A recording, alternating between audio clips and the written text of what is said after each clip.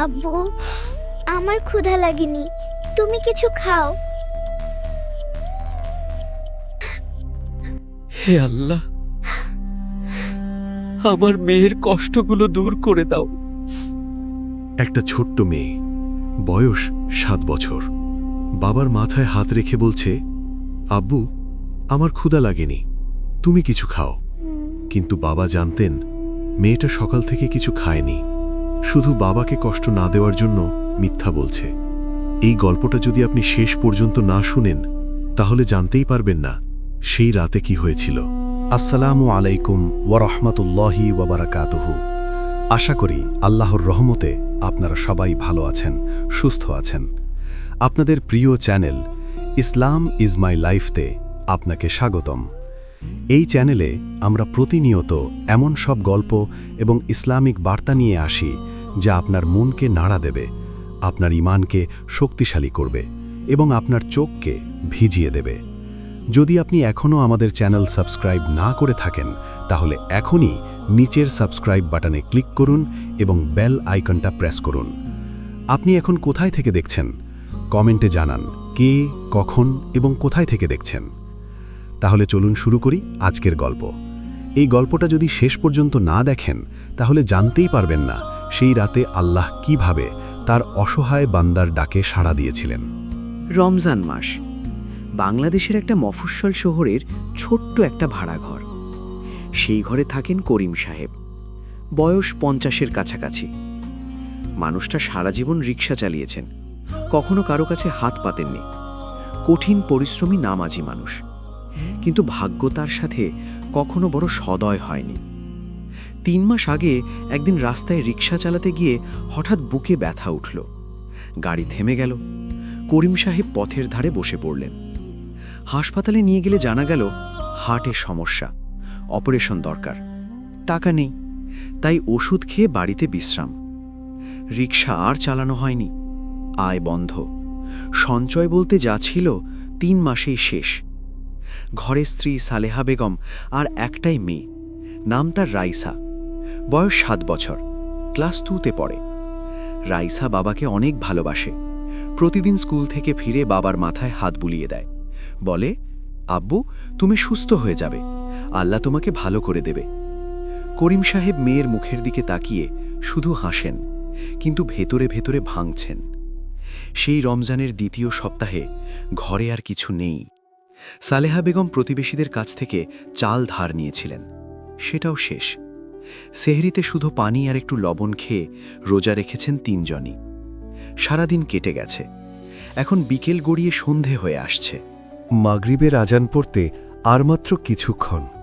ঘরে ইফতার করার মতো কিছুই নেই। করিম সাহেব বিছানায় শুয়ে আছেন, শরীর দুর্বল, বুকে মাঝে মাঝে চিনচিনে ব্যথা, কিন্তু মনে তার চেয়েও বড় ব্যথা। মেয়েটা কাছে বসে বাবার হাত ধরে আছে, ছোট্ট গলায় বলছে, আব্বু, আমার ক্ষুধা লাগেনি, তুমি কিছু খাও।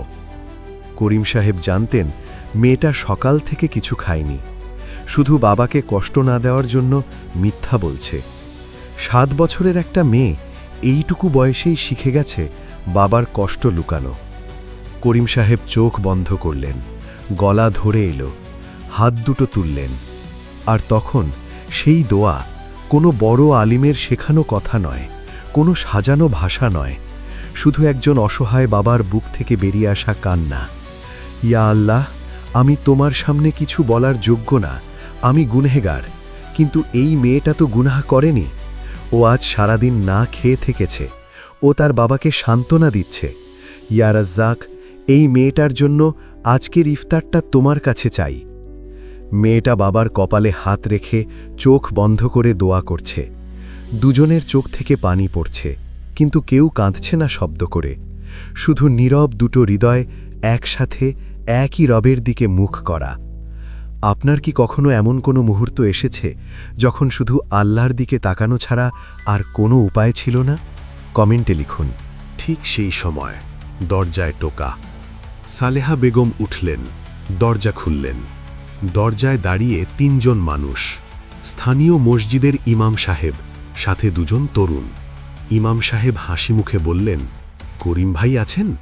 আজকে আমাদের মসজিদে জুমার দিন একজন মুসাফির ভাই বেশ বড় একটা দান করেছেন। বলেছেন এলাকার অসুস্থ ও অসহায় পরিবারগুলোকে দিতে। আপনার কথা মনে হলো সবার আগে। পিছনে দুটো বড় ব্যাগ, একটায় চাল, ডাল, তেল, আটা, পেঁয়াজ, রসুন, মশলা, আর একটায় খেজুর, জিলাপি, মুড়ি, পেঁয়াজু, মাছ, মাংস, পুরো ইফতার ও রাতের রান্নার আয়োজন। আর সাথে একটা খাম, ভেতরে কিছু টাকা। ইমাম সাহেব বললেন, ওষুধের জন্য। সালেহা বেগম কথা বলতে পারলেন না। করিম সাহেব বিছানায় উঠে বসলেন, হাত দুটো তুলে শুধু বললেন, আল্লাহু আকবার, আল্লাহু আকবার। রাইসা ছুটে গিয়ে ব্যাগের ভেতর থেকে একটা খেজুর বের করল, বাবার হাতে দিয়ে বলল, আব্বু দেখো, আল্লাহ দিয়েছেন। করিম সাহেব মেয়ের মুখের দিকে তাকালেন। 7 বছরের সেই মেয়ে যে সকাল থেকে না খেয়ে বাবাকে মিথ্যে সান্ত্বনা দিয়েছে, সে এখন হাসছে। সেই হাসিটা দেখে করিম সাহেব আর থাকতে পারলেন না। বুকে টেনে নিলেন মেয়েকে, কাঁদলেন। কিন্তু সেই কান্না কষ্টের নয়, সেটা ছিল এক বাবার শুকরিয়ার কান্না।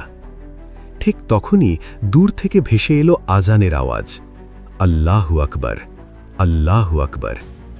সেই রাতে করিম সাহেবের ছোট্ট ঘরে ইফতার হল। রাইসা খেজুর মুখে দিয়ে বলল, আব্বু আল্লাহ তো ভুলেননি? করিম সাহেব হাসলেন, বললেন, না মা, আল্লাহ কখনো ভোলেন না। ওয়ামা ইয়াতাওয়াক্কাল আলাল্লাহি ফাহু হাসবুহ, সূরা তালাক, আয়াত 3। এর অর্থ, যে ব্যক্তি আল্লাহর উপর তাওয়াক্কুল করে, আল্লাহই তার জন্য যথেষ্ট। ইন্না মাল উসরি ইউসরা, সূরা ইনশিরাহ, আয়াত 6। এর অর্থ, নিশ্চয়ই কষ্টের সাথে সহজ আছে। বন্ধুরা, করিম সাহেব আমাদের শিখিয়ে দিলেন, কষ্টের মধ্যে যদি একটুও ভরসা থাকে, আল্লাহ কখনো সেই বান্দাকে খালি হাতে ছাড়েন না। রিজিক তার পক্ষ থেকেই আসে। পথ আমরা জানি না, কিন্তু তিনি জানেন। সময় আমরা বুঝি না, কিন্তু তিনি ঠিক সময়েই পাঠান। আপনার জীবনে কি কখনো এমন হয়েছে, মনে হয়েছে সব শেষ, আর তারপরেই আল্লাহর পক্ষ থেকে সাহায্য এসেছে? সেই গল্পটা কমেন্টে লিখুন। আপনার একটা গল্প অন্য কারো জীবনে আলো হয়ে যেতে পারে। আপনি কি পরের ভিডিওতে নতুন কোনো রিজিক গল্প শুনতে চান, নাকি অন্য কোনো বিষয় নিয়ে? কমেন্টে জানান। বন্ধুরা, আজকের গল্পটা যদি আপনার মনে একটুও ছুঁয়ে গিয়ে থাকে, যদি আপনার চোখে এক ফোঁটাও পানি এসে থাকে, তাহলে এখনই এই ভিডিওতে একটা লাইক দিন। এই একটা লাইক করিম সাহেবের মতো লক্ষ মানুষের গল্প আরও বেশি মানুষের কাছে পৌঁছে দেবার সুযোগ করে দেয়। আর যারা এখনও সাবস্ক্রাইব করেননি, এখনই সাবস্ক্রাইব করুন, বেল আইকনে ক্লিক করুন, যাতে পরের গল্পটা আপনার কাছে সবার আগে পৌঁছায়। কারণ পরের ভিডিওতে আমরা নিয়ে আসছি এমন একটা সত্যি ঘটনা, যেখানে একজন মানুষ সব হারিয়েও শুধু আল্লাহর উপর ভরসা রেখেছিলেন, আর আল্লাহ তাকে যা দিলেন তা শুনলে আপনি অবাক হয়ে যাবেন। সেটা মিস করবেন না। আল্লাহ আপনাদের সকলকে হেফাজত করুন। আপনার পরিবারে, আপনার সংসারে, আপনার সন্তানদের মধ্যে বরকত দান করুন, এবং করিম সাহেবের মতো যারা আজ কষ্টে আছেন, আল্লাহ তাদের সেই কষ্ট দূর করে দিন। আমিন, আমিন, ইয়া রাব্বাল আলামিন। আসসালামু আলাইকুম ওয়া রাহমাতুল্লাহ।